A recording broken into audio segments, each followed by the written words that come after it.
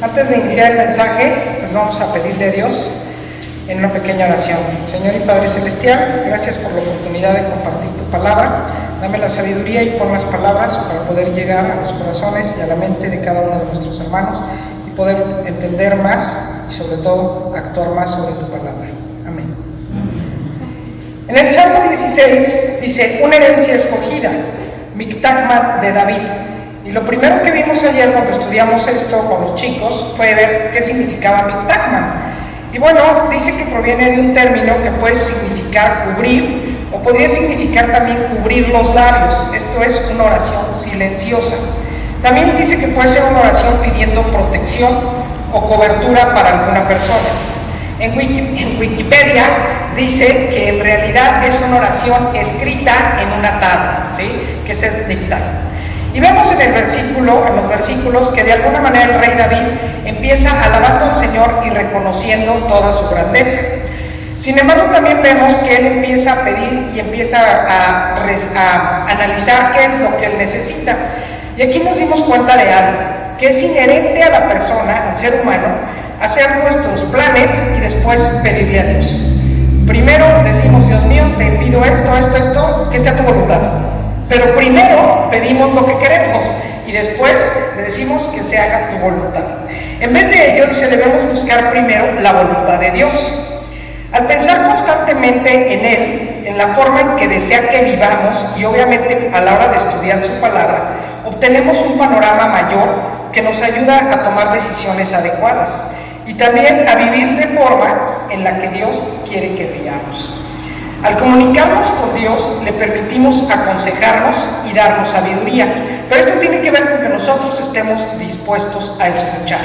Así que la forma en que tendríamos que hacer la oración sería primero pedir su voluntad y su guía, y después definir si lo que estamos pidiendo es algo que necesitamos o algo que deseamos, porque muchas veces deseamos muchas cosas que no necesitamos. También nos dice en el versículo 8, nos enseña que al decir que Él no será conmovido, tiene que ver con que nosotros no vamos a ser afligidos, ¿sí? Y ojo, dice, David expresa el sentido de una seguridad única que experimentamos los creyentes.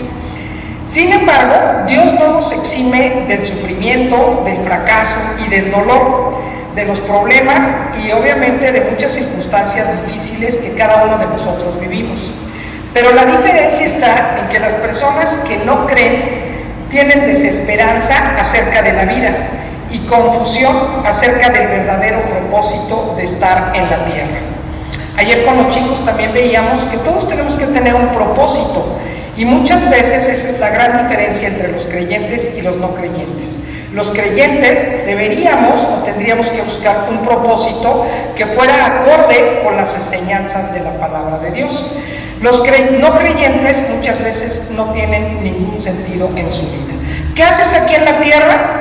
Pues pasear, pues ahí lo que se vaya dando, pues cotorrear. Y ayer los chicos decían que entre los propósitos que ellos tenían en su vida fue desde el servir, el ayudar, también fue la importancia de trascender, de dejar huella en los otros, de aprender y también fue de disfrutar. Y hablábamos de que todos podemos tener diferentes sentidos, pero estos tendrían que ir acordes con la palabra de Dios. En este salmo vemos que el corazón de David está contento, había descubierto el secreto del gozo. El verdadero gozo, dice, va más allá de la felicidad.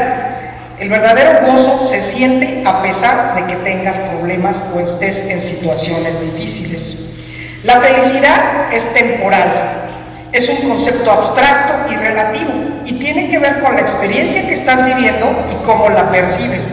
De tal manera que muchas veces hay gente que dice, yo estoy feliz cuando me va bien, pero cuando conocemos a Dios decimos, ok, no es que esté feliz y brincando, pero hay un gozo y este gozo se refiere a una tranquilidad, porque a pesar de que estoy en una situación problemática, sé que tengo una esperanza, sé que hay alguien que me va a guiar y voy a salir de esta situación difícil.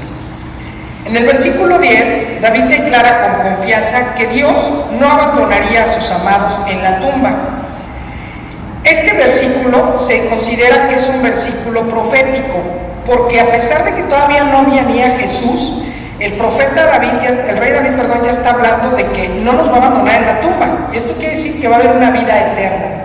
Y en esta parte pensamos que mucha gente le teme a la muerte. ¿Por qué? Pues porque la muerte no es controlable. Tú no puedes decidir cuándo te mueres o cuándo no, ¿sí? Y obviamente también tampoco la puedes comprender, porque dices, bueno, ¿por qué? Sobre todo ahorita que vimos el COVID, mucha gente joven que estaba sana, de repente falleció, y dices, bueno, ¿qué pasó? No se puede comprender. Como creyentes podemos pensar que no importa la muerte, porque te vamos a seguir teniendo una vida eterna. ¿Cómo? No sé, ni tengo idea. Y creo que ha de estar bien porque nadie ha regresado para platicarnos cómo le fue, ¿verdad? Entonces yo creo que debe ser algo agradable, pero esto es solo para aquellos que creemos. Dice, nos dará una vida otra vez para vivirla con Él para siempre. Y esto nos da una seguridad real.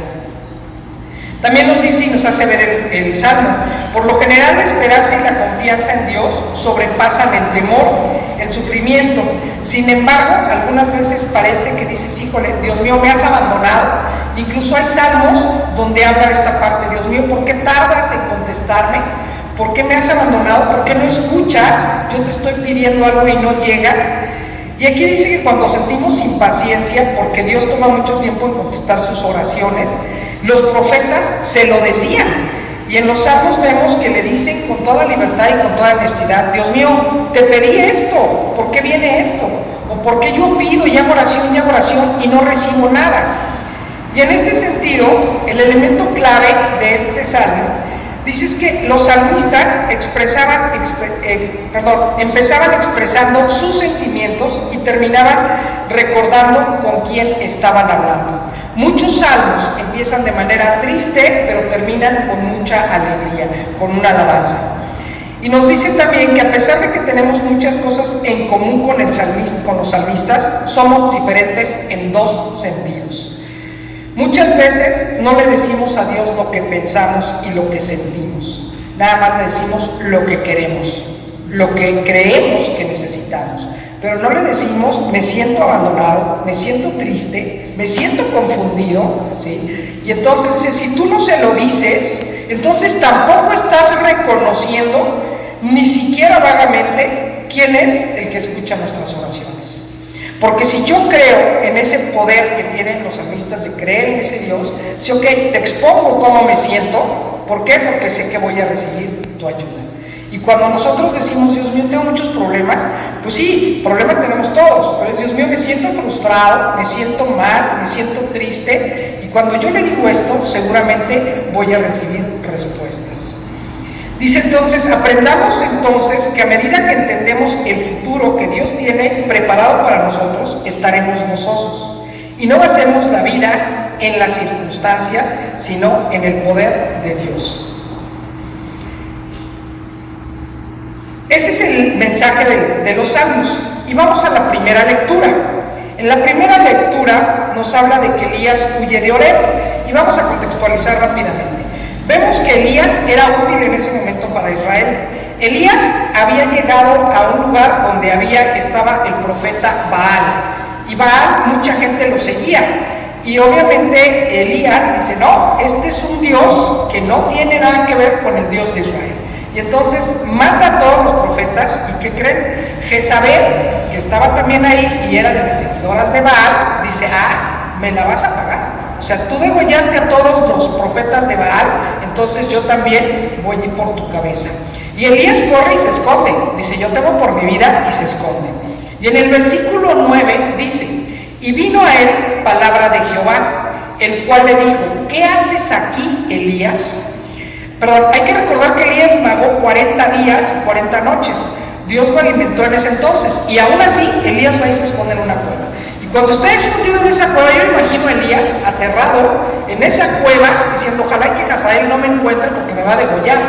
Y entonces parecería que es un reproche donde Dios le dice, ¿qué haces ahí escondido? Elías le dice, es que ¿sabes qué? La gente no te sigue. Los israelitas están pecando y están siguiendo a Baal y a otros profetas. Con esta actitud, Elías muestra que a pesar de que había tenido éxito, de todas maneras se estaba enfrentando a una situación conflictiva. Esto nos hace ver que puede haber mucha fe, pero no tiene que ver la cantidad de fe con la firmeza de tu fe o la fuerza de tu fe. Porque yo puedo tener muchos problemas y entonces me escondo, en vez de decir, Dios mío, sé que tú estás ahí y me vas a ayudar. Y eso fue lo que le pasó a Elías. A menudo, entonces, nos correspondería preguntarnos en qué lugar estamos. Si estamos en la senda de Dios, ¿estoy haciendo lo que debo hacer de acuerdo a la palabra? ¿A dónde me está llamando Dios? ¿Dónde está mi obra? ¿Y dónde puedo ser más útil? Voy a contarles aquí brevemente una experiencia, tendría muchos testimonios, pero este es muy cortito. En alguna ocasión yo pedí que me dieran un área en la secretaría, había cambios y yo quería quedarme en el área que estaba. Y le dije a Dios, Dios mío, ponme donde más me necesites. Y ángeles que me cambian de turno y que me cambian de lugar. Me mandaron allá hasta por Río Nilo a trabajar. Yo dije, no te pases. O sea, yo te dije que me pusieras donde me necesitaras, pero ve hasta dónde me mandaste. Sin embargo, cuando llegué allá y empecé a trabajar allá, me di cuenta que ahí era donde me necesitaba. Pero muchas veces hacemos eso. Decimos, Dios mío, hágase tu voluntad, ahí te encargo esto, esto y esto. Y cuando se hace su voluntad, es, no, esa no era lo que yo quería. Entonces aquí nos damos cuenta cómo Elías, a pesar de que era un gran profeta, también cae en esta dificultad. Dice también,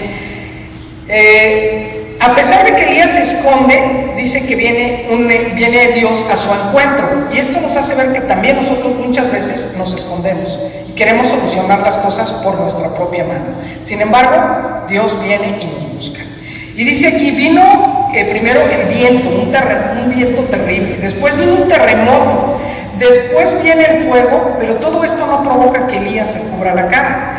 Dice, Elías se tapa la cara cuando oye un silbido suave y apacible. En esa parte del silencio y de la calma es donde Dios se manifiesta a Elías. No en la terrible situación, en la tormenta y en los truenos, sino en esa parte apacible. Y Elías ahí es donde se cubre la cara. Y dice, muchas veces así nos comunicamos con Dios, en el silencio ¿de qué? De nuestros pensamientos. Dice, en la calma de la espera, la suave voz de aquel que habla desde la cruz, o en el trono de la gracia, y esta comunicación va acompañada de un poder peculiar para tomar posesión del corazón para aclarar nuestras emociones. Y esto me hizo pensar cuando lo leí. Cuando yo estuve, muchos de ustedes saben que estuve con procesos de quimioterapia, y en la cuarta quimio yo tenía la experiencia o el antecedente del papá y la mamá de dos amigos que habían fallecido. Uno falleció después de la primera quimio y la otra falleció después de la segunda. Pero los dos fallecieron de manera muy similar. Se fueron a acostar, después de la quimio llegaron muy cansados, se quedaron dormidos y no despertaron. Así que después de la cuarta quimio yo me sentía tremendamente débil. No podía ni levantar la mano para llevarme la sopa a la boca. Y en la noche, cuando me iba a dormir, me empezó a entrar un terror terrible. Yo dije, no me puedo dormir, porque si me duermo me voy a morir, no voy a amanecer. Y empecé esta angustia, que es esa parte donde tú no dejas que se calme tu pensamiento, porque empieza, el pensamiento, simplemente la gente ansiosa con depresión, y corre el pensamiento. Y en esa noche, yo recuerdo que dije, Dios mío, no importa que yo me muera, y es más, ni pensaba en Dios, yo decía, me voy a morir, no te duermas. Eran las 12:30 de la noche, y por más que el sueño me tiraba, yo decía, no te duermas porque no vas a despertar. Y no me daba miedo morirme, porque yo decía, bueno, eso es lo de menos, bye, ¿no? Pero yo pensaba en mis hijos. Miguel en ese entonces tenía 18 años y Armando 17. Yo decía, ¿qué van a hacer cuando en la mañana lleguen al cuarto y me vean muerta? O sea, y yo decía, ¿qué van a hacer mis hijos? Y la angustia me empezó a invadir de manera impresionante. Menos podía conciliar el sueño. Pero de repente, en ese silencio donde dije, a ver, tranquila, Rita. Y fue en esa parte donde dije, a ver, Dios mío, a ver, momento. Y ahora sí que me dice, a ver, reacciona. Tienes un Dios que está contigo y que ha estado todo el tiempo. Y entonces dije con toda tranquilidad, Dios mío, mi vida y la de mis hijos están en tus manos. Si tú decides que mis hijos sean huérfanos de madre a esta edad, es el plan que tienes para ellos. Y tus planes son siempre mejores que los míos. Dame la oportunidad, pero es tu decisión y no la mía.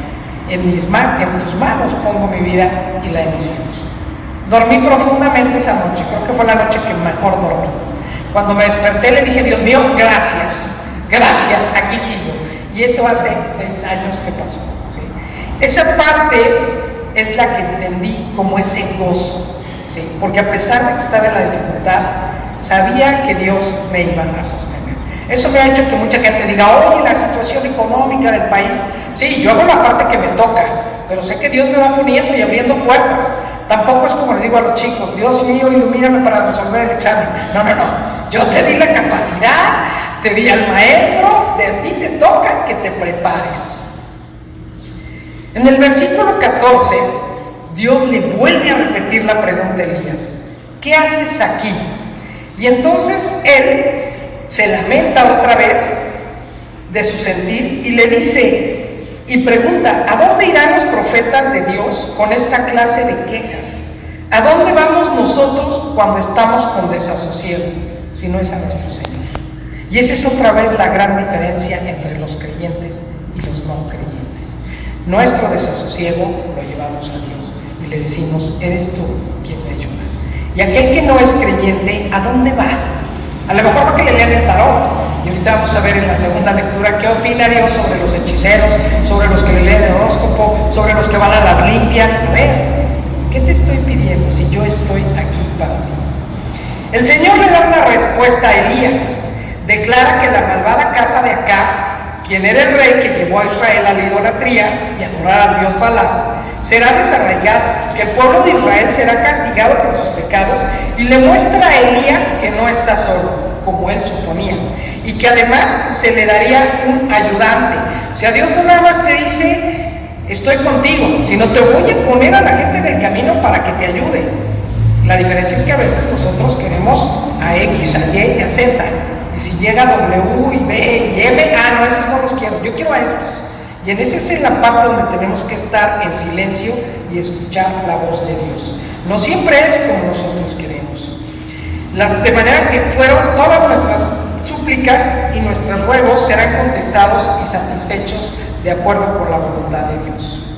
Dice, los fieles de Dios suelen ser a menudo sus protegidos. Durante el proceso de quimio, y sigo diciéndolo, yo le decía a un amigo, es que yo soy de las consentidas de Dios. Y él me decía muy enojado, Dios no tiene consentidos. Pues si tú no quieres ser consentido es tu problema. Yo sí soy de las consentidas y yo quiero ser de las consentidas.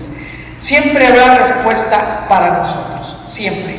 No estamos solos. Conoce el Señor a los que somos suyos, y aunque nosotros no lo conozcamos a Él y no lo busquemos, Él ve en secreto y siempre nos busca. Después viene el llamamiento a Eliseo. Elías encontró a Eliseo por donde divina, no en la escuela de los profetas, sino en el campo, no leyendo, orando, ni santificando, sino arando. No esperes que Dios venga y te dé un mensaje o te dé una señal o incluso te ilumine cuando estás metido en la Biblia. Conocemos a muchos que están metidos en la Biblia y en realidad tú dices, parece que no ha escuchado la voz de Dios, ¿sí? Elige a Elías haciendo su chamba y le dice, ok, vete, sígueme. Cuando el Salvador dijo, sígueme, fueron abandonados alegremente los seres queridos, las ocupaciones, y se cumplieron deberes mucho más arduos por amor a su nombre. Y aquí la clave es que nosotros, en forma similar, sintamos la energía de su gracia obrando poderosamente en nosotros, y que por una sumisión sin reservas podamos de inmediato asegurar nuestro llamamiento y elección. Que la certeza de la respuesta de Dios esté en nosotros, que nosotros estemos dispuestos a dejar las cosas por seguir a Dios. En la segunda lectura, la epístola de Gálatas, dice, estad firmes en libertad, es el primer versículo, y nos dice, estad pues firmes en la libertad con que Cristo nos hizo libres, y no volváis otra vez a ser presos en el yugo de servidumbre. ¿Qué quiere decir esto? Primero dice que solamente aquellos que elegimos seguir a Dios y lo aceptamos como nuestro Salvador, seremos los que seremos libres. Pero dice ahí muy claro, libres en la libertad que Cristo nos hizo. Es decir, no es libre para darle rienda suelta a tus emociones, porque esas son donde vas a ser preso de servidumbre. la carne, las emociones. Las emociones siempre se van a dar, y obviamente hoy no voy a hablar de las emociones, pero últimamente he hablado mucho de las emociones y cómo entre la emoción y la razón muchas veces gana la emoción, pero es la razón la que trasciende. Y Dios nos da esta capacidad de ser libres en esa razón, de pensar y de analizar. En la segunda parte de la lectura de hoy, las obras de la carne y el fruto del Espíritu, queda muy claro que el apóstol Pablo insiste en que toda la ley se cumple en una palabra: amarás a tu prójimo como a ti mismo. Que los cristianos debemos ayudarnos mutuamente y regocijarnos unos con otros.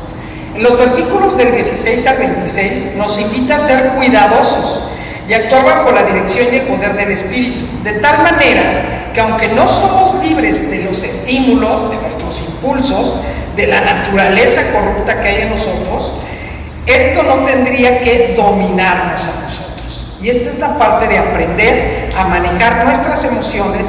¿Cómo? No solamente en nosotros mismos, sino siguiendo también la palabra de Dios. ¿Qué nos dice Dios? Y ahí es muy claro, en esa epístola viene clarito, ¿qué son las cosas de la carne y cuáles son las bondades del Espíritu?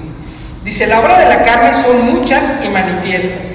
Estos pecados, y lo dice también en el versículo, no permitirán heredar el reino de Dios. Sin embargo, ¿cuánta gente se dice cristiana y vive así, en base a la carne?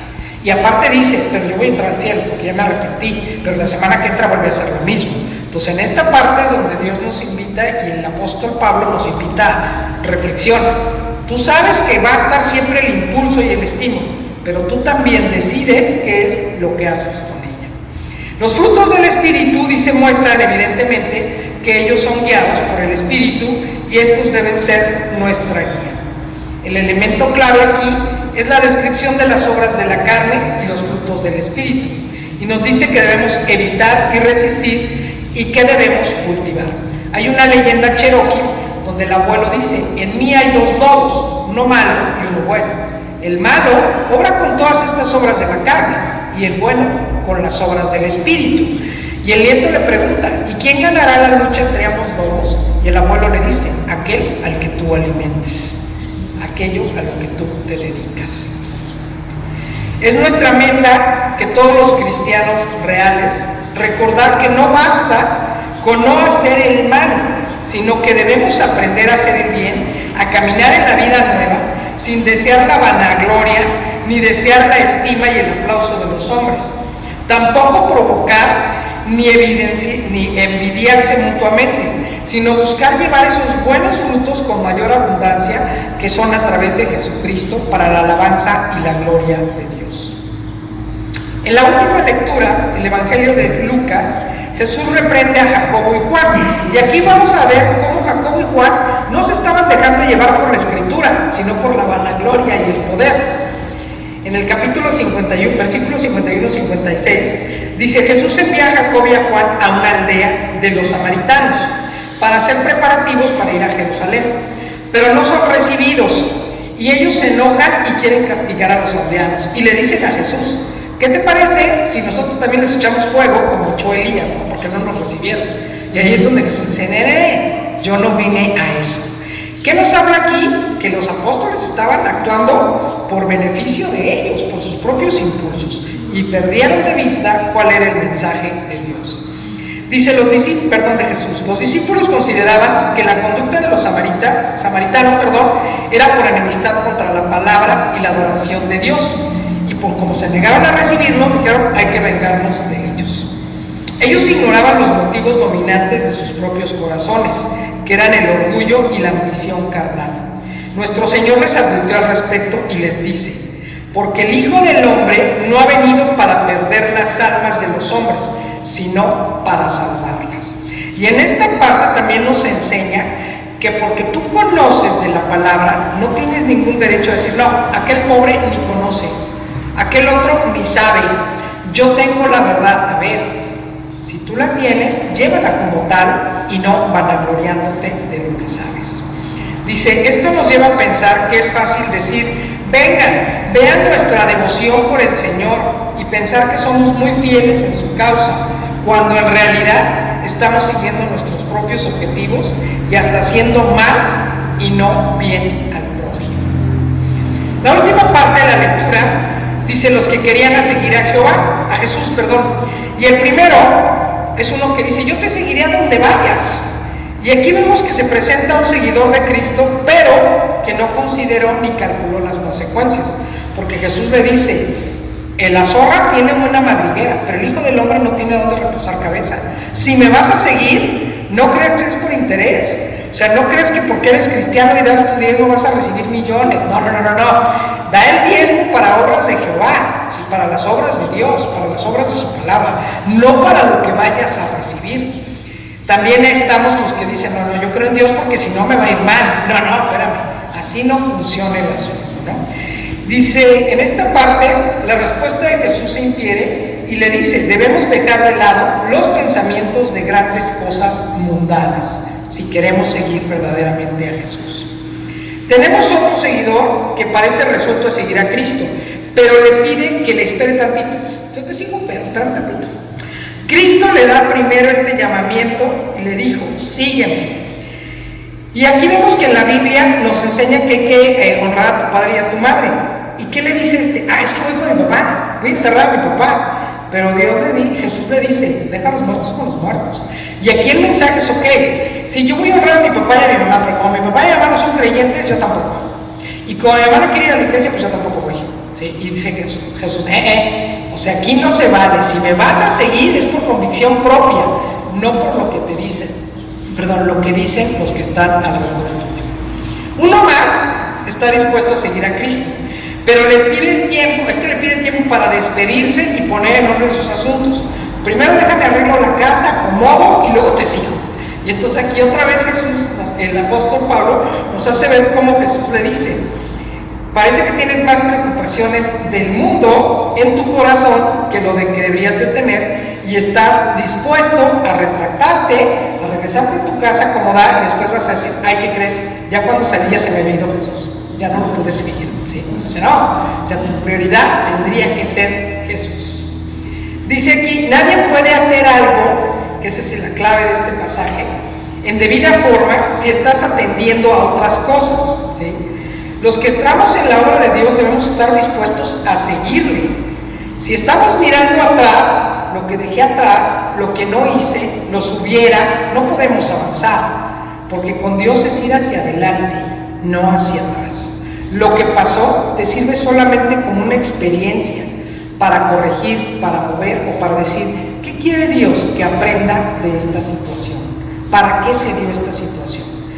Y por ahí yo les digo, cuando doy pláticas, cuando estás en una situación conflictiva, nunca te preguntes un por qué, porque no lo vas a encontrar. Pregúntate un para qué. ¿Qué voy a hacer con esto, con esta situación que estoy viviendo? ¿Qué tengo que aprender de lo que estoy viviendo?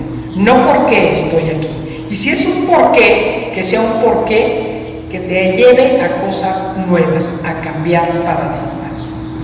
Concluimos entonces de las 4 lecturas. Primero, debemos asegurar nuestro llamamiento y elección con la certeza de que la respuesta de Dios va a llegar a nosotros. Aprendamos que en la medida en que confiamos en los planes de Dios para nosotros, estaremos gozosos. Si yo confío plenamente en Dios, sé que cada una de las cosas que van pasando, aunque no sean las que más me gusten, son por algo. Dios tiene un plan de vida para mí y su proyecto es mejor que el mío, aunque a veces no alcanzo a verlo. Muchas veces no alcanzo a verlo. También dice que debemos conocer, expresar y manejar nuestras emociones e impulsos y hacer las obras del Espíritu Santo. ¿Por qué tenemos que conocer mis emociones? ¿Cómo siento? ¿Cómo estoy actuando? ¿Cómo estoy reaccionando? Primero, para poderme llevar en oración a Dios, y segundo, para poder trabajar y hacer las obras del Espíritu. Finalmente, nos dice que la fe verdadera es una gracia activa, obra por amor a Dios y a nuestros hermanos. Nuevamente vemos cómo la fe tiene que ser activa, no solamente de palabras, no solamente de labios.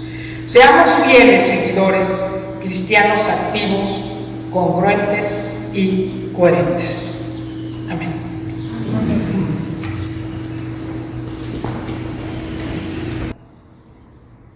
¿Alguien más? Mira, quiero dar gracias a Dios porque el pasado viernes el equipo de trabajo de mi cuñado, incluyendo un sobrino, iban a preparar unas máquinas en Cuernavaca de la Ciudad de México y los asaltaron en el camino, les robaron la camioneta, los golpearon, les sacaron la sierra, pero gracias a Dios están bien. Y pues el Señor cuidó su vida, quiero dar gracias a Dios por eso.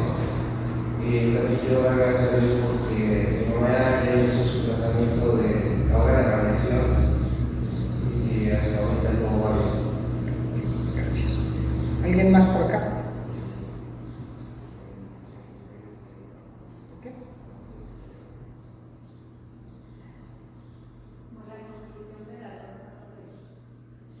¿Por la qué, perdón?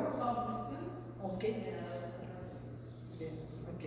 Bien, inclinemos nuestro rostro. Señor y Padre Celestial, omnipotente Dios, gracias te damos porque nos permites conocerte, porque nos llamas hijos tuyos. Gracias te damos, Señor, por el futuro de cada uno de los jóvenes que están aquí presentes, porque concluyeron sus estudios, Mirel y Lucas. Gracias por ellos, por sus vidas, Señor, ilumínalos para que ellos sigan adelante. Gracias también por la promoción que recibió Armando en su trabajo y por la propuesta que tiene ahora de un nuevo proyecto, Señor. Dale tu sabiduría y ilumínalo para que sean tus planes, Señor, los que le puedan guiar, para que él sepa tomar las decisiones acertadas. Gracias te damos también, Señor, porque la familia de Omar está bien a pesar de las situaciones, a pesar de las circunstancias, Señor. Tú siempre estás con nosotros y la diferencia, Señor, es esa, que los que creemos en ti sabemos que tú nos amas, ante las circunstancias podemos seguir adelante. Gracias por tus cuidados y porque su familia está con bien a pesar del susto y de la mortificación que vivieron. Gracias también por su familiar que está en su tratamiento y a pesar de lo difícil que puede ser, sigue contigo, sigue tomado de tu mano.